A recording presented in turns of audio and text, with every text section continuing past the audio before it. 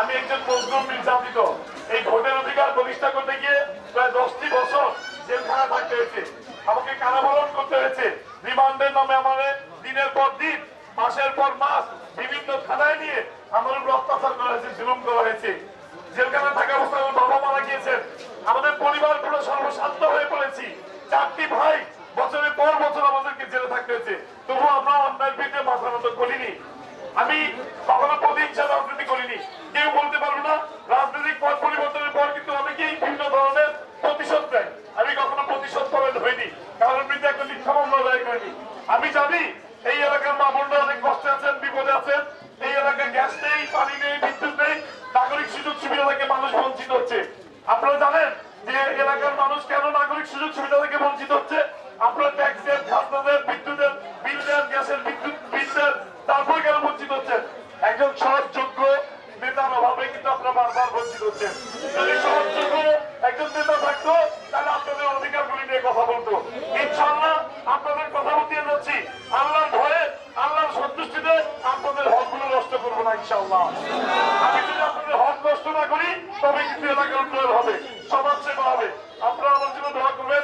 আমি একজন নির্যাতিত মানুষ, মজলুম মানুষ, ইনশাআল্লাহ আপনাদের পাশে থাকবো। জয় পরাজয় যাই হোক না কেন আপনারা আমার জন্য দোয়া করবেন।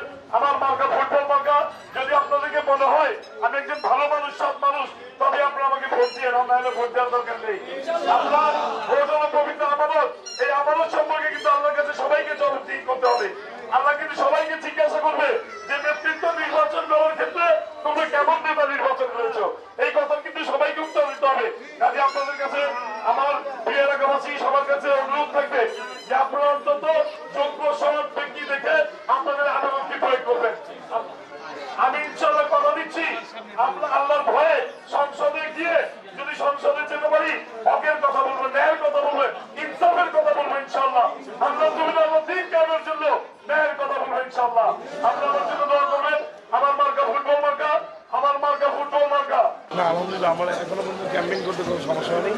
এই এলাকাটা আমার এলাকা, আমাদের মা মাটিও এই এলাকায় জন্ম হয়েছি, বেড়ে উঠেছি, বড় হয়েছি।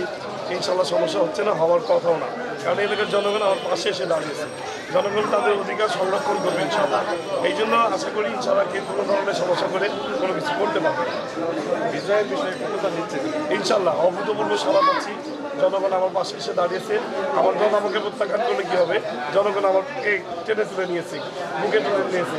ইনশাল্লাহ আমি আমার এলাকার জনগণ যেহেতু আমার প্রতি আস্থা রেখেছে, বিশ্বাস রেখেছে, ভরসা রেখেছে, ইনশাল্লাহ আল্লাহর সন্তুষ্টির জন্য, আল্লাহর ভয়ে আমি আমার এলাকার যে আমার প্রতি যে আস্থা রেখেছে, ইনশাল্লাহ আমি আমার এলাকার জনগণের যে ন্যায় ইনসাফ, ইনশাল্লাহ সেটা কায়েম করার চেষ্টা করি।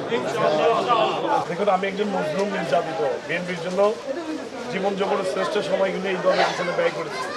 সারা জীবন ন্যায়ের জন্য লড়াই করেছি, অত্যাচারিত হয়েছি, জুলুমের শিকার হয়েছি, প্রায় 10 বছরের মধ্যে কারাবরণ করেছি। আমার পরিবারের বিরুদ্ধে 550 শতাধিক মিথ্যা মামলা। তো এই এলাকার জনগণ দেখেছে যে এই এলাকার তৃণমূলের নেতাকর্মীদেরকে সাথে নিয়ে আমি সবসময় আন্দোলন করেছি, এবং তৃণমূলের নেতাকর্মীদের সুখে দুঃখে আমি পাশে ছিলাম সবসময়। আমার 7টি ছেলে পরিবার গুম হয়ে গিয়েছে এই বংশাল এলাকার আন্দোলন করতে গিয়ে। আমার আপন ভাতিজাও আছে এখানে। তো আমার প্রতি সাধারণ মানুষের একটু সিম্পিটি আছে, ভালোবাসা আছে। আমি এই এলাকা ছেড়ে কোথাও যাইনি, আন্দোলন ছিলাম, জেল জুলুম খেটেছি, নির্যাতিত হয়েছি, এলাকার মধ্যেই ছিলাম। যার কারণে এলাকার সুখে দুঃখে মানুষদের পাশে ছিলাম। এই জন্য এলাকারবাসী আমাকে আপন করে নিয়েছে। আমি ইনশাল্লাহ এলাকাবাসীর পাশে থেকে তাদের জীবন মান উন্নয়নের জন্য, এতদিন রাজপথে ছিলাম, এখন উন্নয়নের জন্য ওনাদের পাশে থেকে ইনশাল্লাহ কাজ করে যাবো। ভোট সংরক্ষণের জন্য জনগণকে রাখতে হবে। আমি জনগণকে আহ্বান করব, আসুন, ভোট আপনাদের পবিত্র আমানত, এই আমানতকে আপনাদেরকেও সংরক্ষণ করতে হবে। এবং যেহেতু ভীতিকর পরিস্থিতি আছে, আমরা যারা প্রার্থী আছি আমাদের উপর হুমকি আছে, বিভিন্ন ধরনের ধমকি আছে, নেতাকর্মীরা ঠিকমতো কাজ করতে পারছে না। আমাদের 2টি অফিস আমরা উদ্বোধন করে দিয়েছিলাম, সেখানে সে হুমকি ধমকি দিয়ে গেছে। তো এখন আমাদের কাজকর্মে কিছুটা ব্যাহত হচ্ছে, বাধাগ্রস্ত হচ্ছে। তারপরে যেহেতু আপনারা জানেন যে প্রতিটা ওয়ার্ডে একটি করে কার্যালয় করার কথা ছিল, সেখানে আমরা কার্যালয় খুলতে গেলে পরের দিন এসে আবার বাধাগ্রস্ত করে বন্ধ করে দেওয়ার চেষ্টা করে। তো আমরা সমস্ত ভয়ভীতি উপেক্ষা করেই কাজ করে যাচ্ছি। ইনশাআল্লাহ লড়াই বাধা যদি দেয় জনগণ সেটা প্রতিহত করবে। ধন্যবাদ। আমি মোহাম্মদ ইসহাক সরকার, এই এলাকার জনগণ আপনারা দেখেছেন, আমি আপনাদের কাছে বড় হয়েছি, আপনাদের চোখের সামনে বড় হয়েছি, অনেক নির্যাতনের শিকার হয়েছি, আমি মজলুম নির্যাতিত, আপনারা আমার পাশে দাঁড়িয়েছেন। আপনাদের কাছে অনুরোধ করব ইনশাল্লাহ শেষ দিন পর্যন্ত, বিজয় না অর্জিত হওয়া পর্যন্ত আপনারা ইনশাল্লাহ আমার পাশে থাকবেন এবং ফুটবল মার্কার ভোট দিয়ে আমাকে ইনসাফ এবং কায়েম করার চেষ্টা করবেন এবং জয়যুক্ত করে মহান সংসদে পাঠাবেন।